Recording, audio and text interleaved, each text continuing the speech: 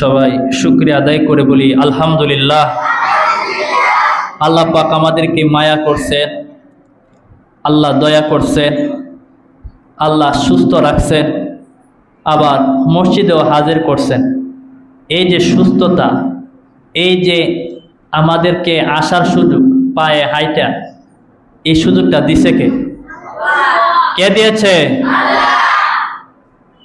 অনেক মানুষ আছে বর্তমানে, আপনার থেকে ছোট মানুষও আছে, প্যারালাইজ এবং হাসপাতালে ভর্তি, পা নাই, অনেকের পা নাই, এবং থাকলেও দেখা যায় আল্লাহ অবশ করে দিছে।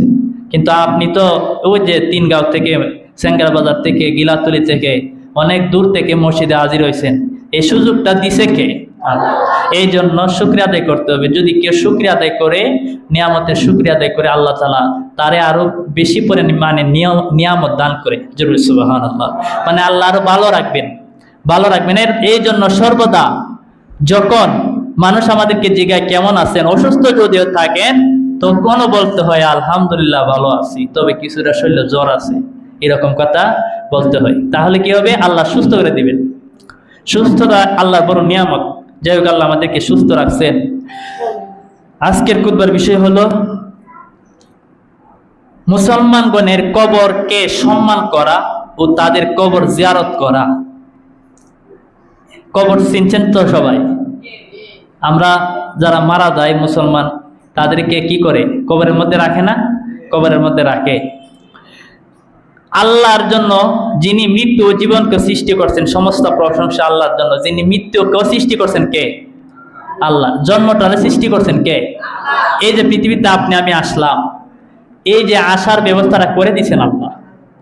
আমরা অনেকে দুনিয়াতে আসার পরে রিজিক নিয়ে অনেক টেনশন করি, যে আমি কিভাবে দিন কাটাবো, কিভাবে বড় হব, কিভাবে চাকরি করব, বা কিভাবে জীবনের সন্তানগুলা লালন পালন করব। আমরা অনেক টেনশনে থাকি। দেখেন আল্লাহ কি করছেন। আল্লাহ রাব্বুল আলামিন, আমি যখন মায়ের পেটে ছিলাম, মায়ের পেটে আমরা কোনো কিছু করছি কি? কোনো কিছু করছি মায়ের পেটে? কোনো কাজ করে খাইছি? 10টা মাস 10 দিন মায়ের পেটে ছিলাম। 10 মাস 10 দিন পর্যন্ত আমরা মায়ের পেটে কি খাবো, কিভাবে বেঁচে থাকবো, কোনো চিন্তা করতে হয় নাই। সমস্ত চিন্তা কে রেখেছেন? আল্লাহ। আল্লাহ প্ল্যান করে দিয়েছেন কিভাবে মায়ের পেট থেকে আপনার আমার শরীরে খাবার যাবে, কিভাবে আমরা বেঁচে থাকবো, কিভাবে শ্বাস নিব, সব ব্যবস্থা আল্লাহ করে দিয়েছেন। সুবহানাল্লাহ। তাহলে যে আল্লাহ, যখন আমরা অক্ষম, কোনো কিছু করতে পারি না, ওই সময়ে যে আল্লাহ রব্বুল আলামিন আমাদেরকে খাওয়াইছেন, যে আল্লাহ আমাদের বাঁচায় রাখছেন, সুতরাং দুনিয়াতে আসার পরেও এত টেনশনের দরকার নাই। বাঁচানোর মালিক আল্লাহ। জোরে বলি সুবহানাল্লাহ। আল্লাহ রব্বুল আলামিন বান্দাকে পরীক্ষা করতে পারেন। তাদের মধ্যে আমলের দিক দিয়ে কেউ অতি উত্তম, অনেক সময় আল্লাহ পরীক্ষা করেন। অনেক সময় অনেকে মানুষে আমি আল্লাহর এত ডাহি, এত ইবাদত করি, আল্লাহ খালি আমারই বিপদ দেয়, আমারই খালি দেহে। অনেক মানুষে বলে আল্লাহ কেউ রে দেহে না, খালি আমারে দেহে, এরকম অনেকে বলে না? অনেকে বলে। অথচ কোরআনের মধ্যে আছে যে আল্লাহ তাআলা মুমিন বান্দাদেরকে বেশি পরিমাণে পরীক্ষা করেন। সুবহানাল্লাহ। ওই যে বিপদে, সুখের সময় আপনি আল্লাহরে ডাকলেন, ইবাদত বন্দেগী করলেন, বিপদে ফালাইলে আপনি ডাকেন কি না, এটা দেখার জন্য আল্লাহ রাব্বুল আলামিন মানুষদেরকে পরীক্ষার মধ্যে ফালাইয়া দেন।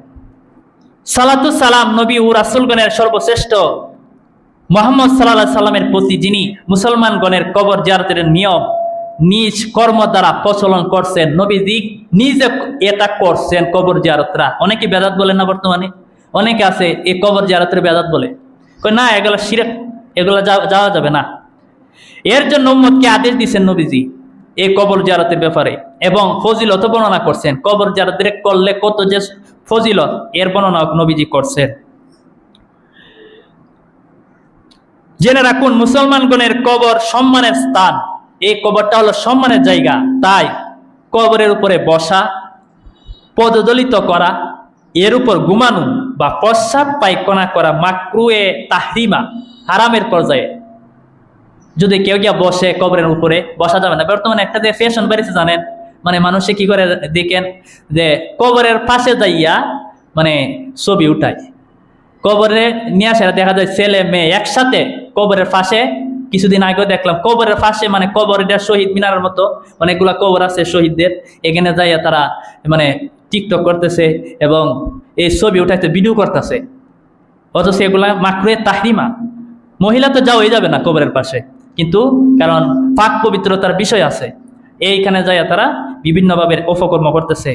এবং সেখানে যদি কেউ প্রস্রাব পায়খানা করে সেটাও মাকরুহে তাহরিমা। কবর জিয়ারত করা মুস্তাহাব, কেননা এটা অন্তরকে নরম করে, মৃত্যুকে স্মরণ করিয়ে দেয় এবং দুনিয়া ত্যাগী করে। এই কবর জিয়ারতের মধ্যে যখন আপনি যাইবেন তখন কবরের কথা আপনার স্মরণ হইব, এই যে বাঁশের জারের তলে আমার মা আমার বাবা শুয়ে রয়েছে, আমিও তো চলে যাব, এই বলে আপনি আল্লাহর দিকে দাবিতে হবেন। এই জন্য কবর জিয়ারতের কথা হাদিসে আসছে, কোরআনের মধ্যে আসছে। জিয়ারতের আদব হলো কিভাবে জিয়ারতরা করবেন। সালাতু সালাম, দোয়া করা অবস্থায় কবরকে সম্মুখে রেখে কেবলাকে পিছ দিয়ে মুখোমুখি হয়ে জিয়ারত করা। এই যে দেখেন কিভাবে বলতেছে, অনেকেই এটা অনেকবার বলছিলাম, অনেকে কয়, আমারেও বলছে, এমনকি আমারও বলছে, আমি মাদ্রাসায় লেখাপড়া করছি, কিতাবাদি পড়ি, কুরআন হাদিস পড়ি, এরপরে আমারে বলছে না, কবর জিয়ারত করছো, করার পরে কেবলারে পিছনে দেওয়া যাবে না, কেবলার দিকে মুখ করো, এই কথা বলে।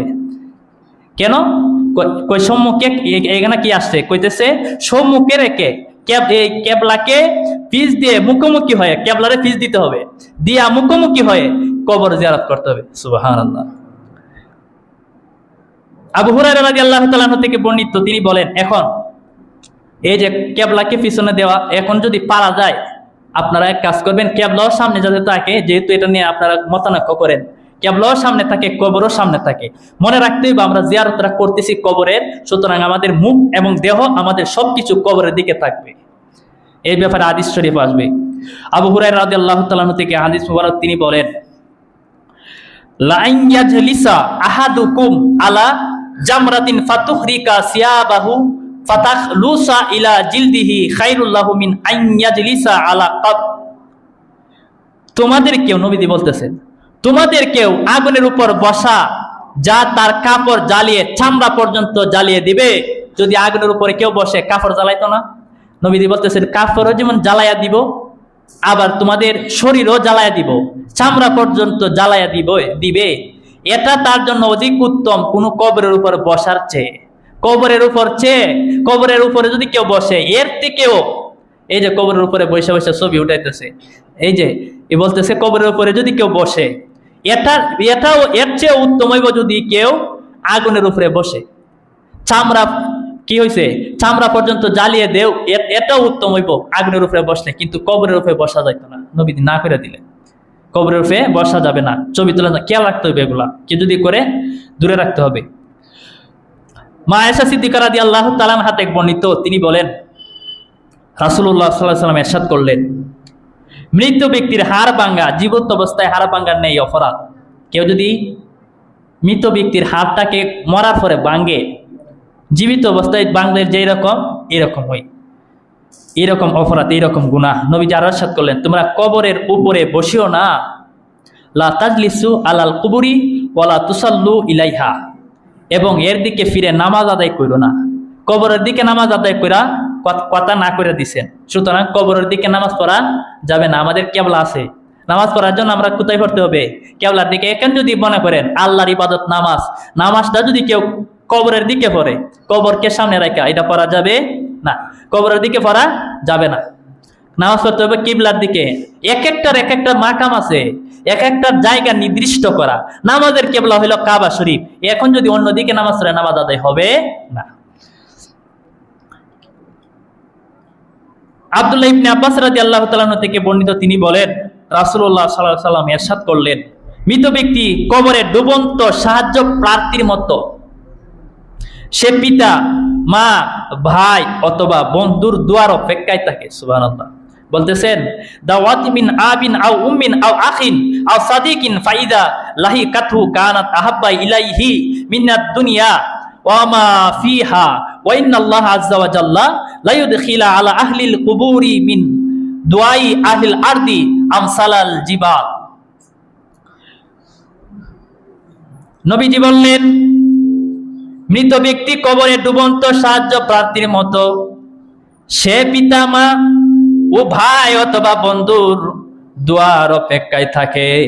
যখন তার নিকট দোয়া পৌঁছে, তা তার নিকট দুনিয়া ও তার মধ্যে যা রয়েছে তা অপেক্ষা অধিক প্রিয় হয়ে যায়। কেননা মহান আল্লাহ দুনিয়াবাসীর দোয়া কবরবাসীর নিকট পাহাড়ের ন্যায় প্রবেশ করান, পাহাড়ের ন্যায় বড় পরিমাণে বিশাল করে মানুষ, দুনিয়ার মানুষ যে দোয়া করে মানুষের জন্য, এই দোয়াটা পাহাড়ের মতো করে কবরের মধ্যে পৌঁছায়া দেন। ওই মানুষটা যদি আযাবেও থাকেন, এই যে আপনি দুনিয়াবাসী, আমি দোয়া করলাম মা বাবার জন্য, আত্মীয় স্বজনের জন্য, এই দোয়াটা যখন পৌঁছে আল্লাহ তাআলা তার আযাব থেকে মাফ করে দেন। তাহলে কবর জিয়ারত করতে হবে কি হবে না? কেউ যদি বাধা দেয় আমরা কি মানবো? না। মনে রাখবেন অনেক শায়ক বাইরেছে যারা কোরআন থেকে হাদিস থেকে এগুলা ইহুদি নাসারার ডলার খাইয়া মুসলমানদেরকে, এরারও একটা প্ল্যান আছে যে মুসলমানদের কিভাবে ধ্বংস করা যায়। ইহুদি নাসারা কিন্তু প্রকাশ্য শত্রু আমাদের, এবং কোরআনে হাদিসে ডাইরেক্ট নিষেধ তাদের সাথে যাতে বন্ধুত্ব না করে। ইহুদি নাসারা যারা অনেক বড় শত্রু, অন্য ধর্ম এত ক্ষতি করে না, ইসলামের সবচেয়ে ক্ষতি করে ইহুদি নাসারারা। এই খ্রিস্টানেরা এইরকম ভাবে অনেক ইমাম সাহেবরা কিনছে, এইরকম ভাবে অনেক শায়েখরা তারা কিনে ফেলে, কিনা মুসলমানদেরকে কিভাবে ধ্বংস করা যায় এই চিন্তায় তারা লিপ্ত থাকে। মৃতদের জন্য জীবিতদের হাদিয়া বা দান হলো তাদের জন্য ক্ষমা প্রার্থনা করা। মানে মৃতদের জন্য যদি কোনো হাদিয়া দিতে চান, এটা কি করবেন? তাদের জন্য ক্ষমা প্রার্থনা এবং তাদের জন্য দান সৎকার করে। অনেকে দান সৎকার করতে চায় না, এখন বর্তমানে তারও ফ্যাশন, কয় না দান সৎকার দরকার নাই, মানুষ দিতে চায় না, টাকা পয়সা নিজের পকেটে রাখে। মানে একজন মানুষ যখন আসে তারে আল্লাহর রাস্তে মাফ করে এই কথাটাও বলে না, না বইলা দূর দূর করে তাড়াইয়া দেয়। এরকম করা যাবে না। কারণ হচ্ছে এই যে দেওয়ার, আপনি যে মানুষদেরকে দান করবেন, দান যে করতেছেন বা মানুষদেরকে দিতেছেন, এই পর্যায়ে রাখছে কে? আল্লাহ। এই যে টাকা পয়সা আপনারা তো চাইলে আল্লাহ ভিক্ষা নেওয়ার পর্যায়ে নিতে পারতেন, মানে আপনি ভিক্ষা করতেন, কিন্তু আল্লাহ তো ভিক্ষার পর্যায়ে আপনারা না রাখে আপনারা দেওয়ার পর্যায়ে রাখছেন। সুতরাং সামর্থ্য থাকলে যতটুকু পারা যায় দেওয়ার চেষ্টা করবেন, আর যদি না পারা যায় বলবেন আল্লাহ রাস্তা আমাকে মাফ করে দেন। ওয়ান ইবনে মাসউদ রাদিয়াল্লাহু তাআলা আন্না রাসূলুল্লাহি সাল্লাল্লাহু আলাইহি ওয়াসাল্লাম ক্বালা কুনতু নাহাইতুকুম আন জিয়ারাতিল কুবুরি ফাজুরুহা ফাইন্নাহা তুজাহিদু ফিদ দুনিয়া ওয়া তুযাক্কিরুল আখিরা। রাওয়াহু ইবনে মাজাহ।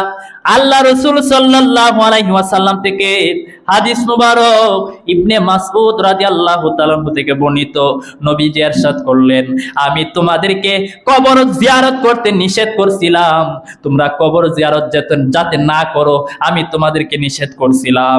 এখন তোমরা কবর জিয়ারত করো, কেননা কবর জিয়ারত দুনিয়া বিমুখ করে দেয় এবং আখিরাতকে স্মরণ করিয়ে দেয়।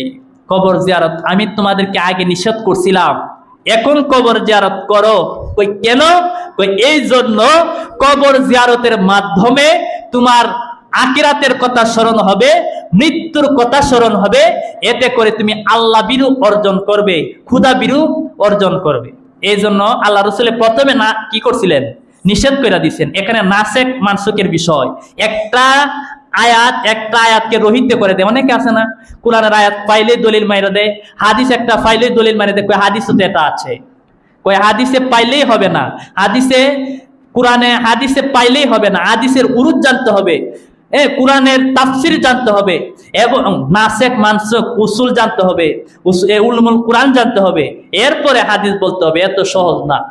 অনেকে আছে বাংলায় লেখাপড়া করে, স্কুলে কলেজে ভার্সিটিতে পড়া, অনেকে আসে মানে একটা হাদিস দিয়া দেয় আমাদেরকে। অনেকেই আছে তর্ক বিতর্ক করতে চায় যে হাদিসও তো এটা আছে, কোরআনে তো এটা আছে। এত সহজ না। উলুমুল কোরআন জানতে হয়, তাফসির জানতে হয়, হাদিসের উরুদ জানতে হয়, কোন প্রেক্ষিতে হাদিসটা, কোন কারণে এই কোরআনের আয়াতরা এই সম্পর্কে জানতে হয়। নাসেক মানসুক সম্পর্কে জ্ঞান অর্জন করতে হয়, কারণ এক আয়াত আরেক আয়াতকে রহিত করে দেয়, এক হাদিস আরেক হাদিসকে রহিত করে দেয়। এখন রহিত কোনটা? মনে করেন এই যে বলতেছে কবর জিয়ারত করতে নিষেধ করছিল, মানে আগে নিষেধ করা ছিল নবীজি, কবর জিয়ারত করো না, পরে বললেন না আগে তো হাদিস তো আছেই, এই হাদিসটা কিন্তু আছে। এখন যদি কেউ বলে যে নবীজি তো হাদিসে না করে দিছে, কবর জিয়ারত করা যাবে না, নিষেধ হাদিস আছে, এখন যদি সেটা দেখায় কি করবেন?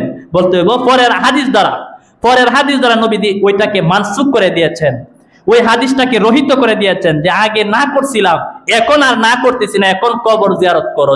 সুবহানাল্লাহ। তাহলে এক আয়াত আর এক আয়াত দ্বারা, এক হাদিস আর এক হাদিস দ্বারা কি করলো? রহিত হয়ে গেল। কোরআনের আয়াতও আছে অনেকে যে আল্লাহ মদের ব্যাপারেও আসছে।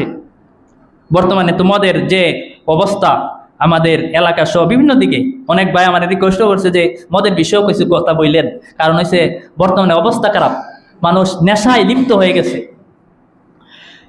এই যে মদের ব্যাপারে হইলা বলছিল যে মদের মধ্যে মদ এমন একটা জিনিস, এটার মধ্যে উপকার আছে।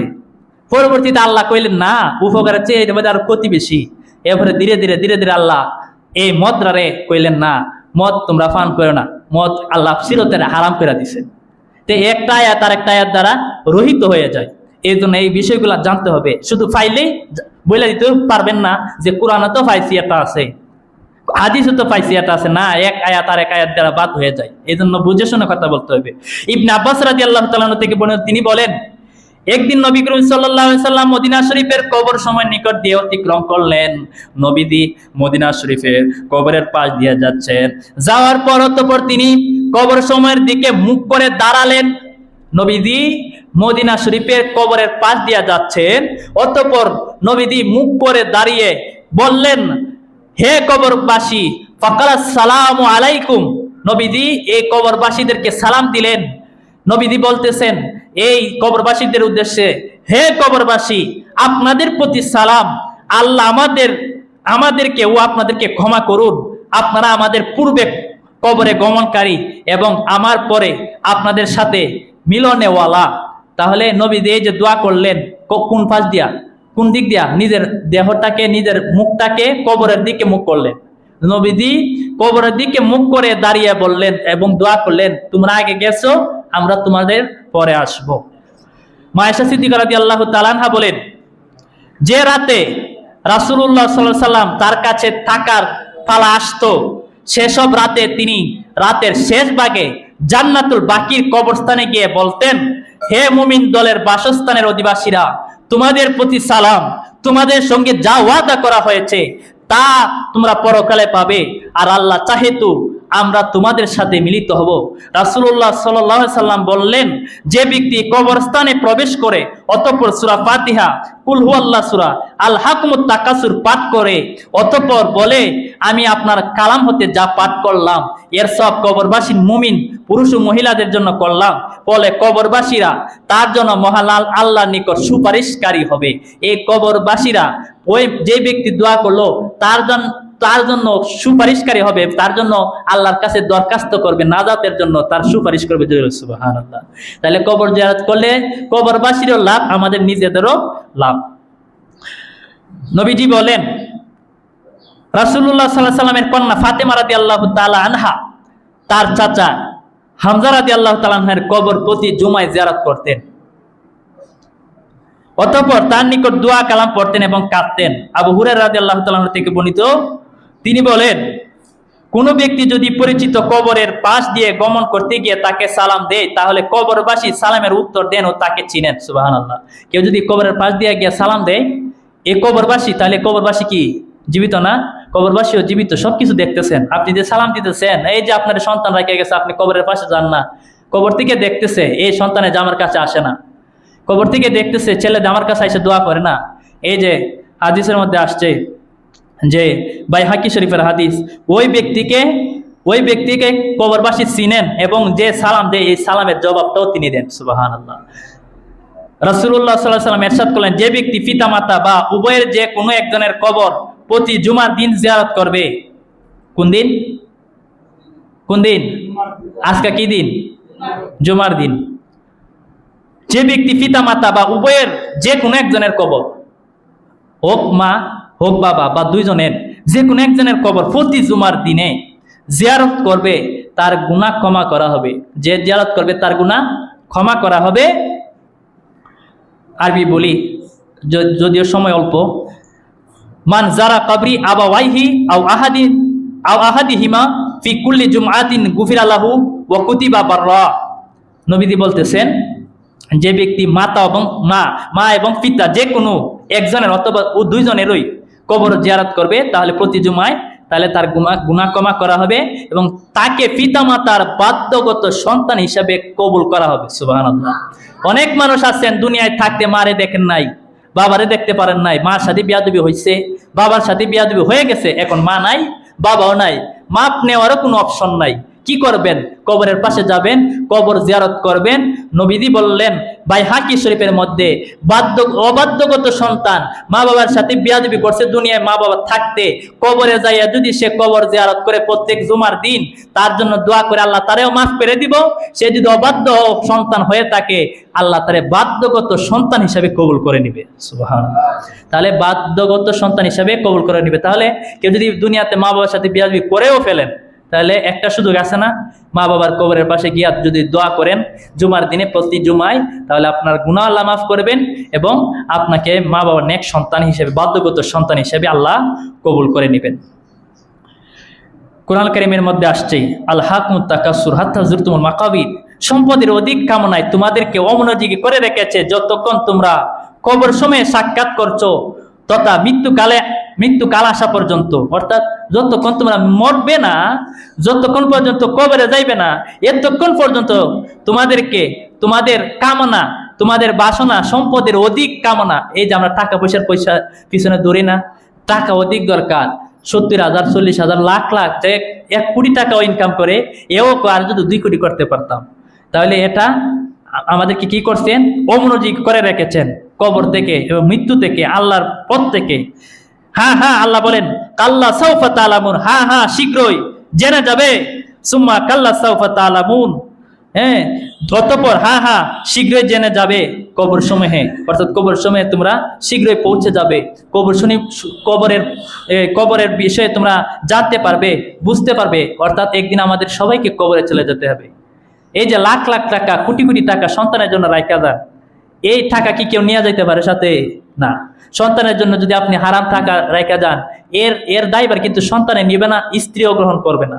এই জন্য মনে রাখতে হইব, আপনি যা কিছু করেন হালাল ভাবে অর্জন করবেন এবং এটা মৃত্যুর পর আপনাকেই এর দায়ভার বহন করতে হইব, আর কেউ এর দায় নিবে না। কিয়ামতের দিন সন্তান মাকে চিনবে না, বাবাকে চিনবে না, স্ত্রী তার স্বামীকে চিনতে চাইবে না, এমন একটা অবস্থা হয়ে যাবে। তাহলে কার জন্য আপনি হারাম টাকা ইনকাম করবেন? আল্লাহর কাছে চাইবেন যাতে আল্লাহ হালাল প্রচুর পরিমাণে দান করেন, হালাল প্রচুর পরিমাণে আল্লাহ দান করেন। আল্লাহ দেখেন, দুনিয়া আমরা কিন্তু অনেকে কয় যে দুনিয়ায় টাকা পয়সা দরকার নাই, আখিরাতে ভালো কিছু থাকতে চাই, এরকম বলে। হ্যাঁ ঠিক আছে, আল্লাহ যেন জান্নাত দান করে, কিন্তু এরপরেও আল্লাহ কিন্তু আরেকটা দোয়া শেখাই দিয়েছেন, রব্বানা আতিনা ফিদ দুনিয়া হাসানাতাও ওয়া ফিল আখিরাতি হাসানাতাও ওয়া কিনা আযাবান্নার। আল্লাহ বলতেছেন এমন ভাবে দোয়া করতাম, আল্লাহ যেন দুনিয়াও আমাদের কল্যাণ দান করে, আখিরাতেও কল্যাণ দান করে। দুনিয়ায়ও আল্লাহ রাজার পেটে রাইকা ভাত খাওয়াইতে পারে, ভালো পরিমাণে রাখতে পারে, আবার এই রাজার হালতেও আল্লাহ আখিরাতের পথ অর্জন করাইতে পারে। সুতরাং গরিব হইলে আল্লাহ পাবেন, বড় হইলে পাবেন না এমন না। আপনি যদি হালাল বেশি পরিমাণে ইনকাম করেন অসুবিধা নাই, তবে আল্লাহরে ডাকেন, আখিরাত অর্জন করেন, দুনিয়া অর্জন করেন, অসুবিধা নাই। আল্লাহর কাছে বেশি বেশি চাইবেন, নিজের গুনার জন্য মাফ চাইবেন। এই নেশা জাতীয় যেটা মদ এবং আরো যা কিছু আছে, এগুলা থেকে দূরে থাকতে হইব, এগুলা থেকে দূরে থাকতে হইব। এগুলা সমাজটারে নষ্ট করে দিতেছে, এগুলা থেকে সবাই দূরে থাকবেন। যারা সুন্নাত পড়েন না, আপনারা সুন্নাত পড়েন।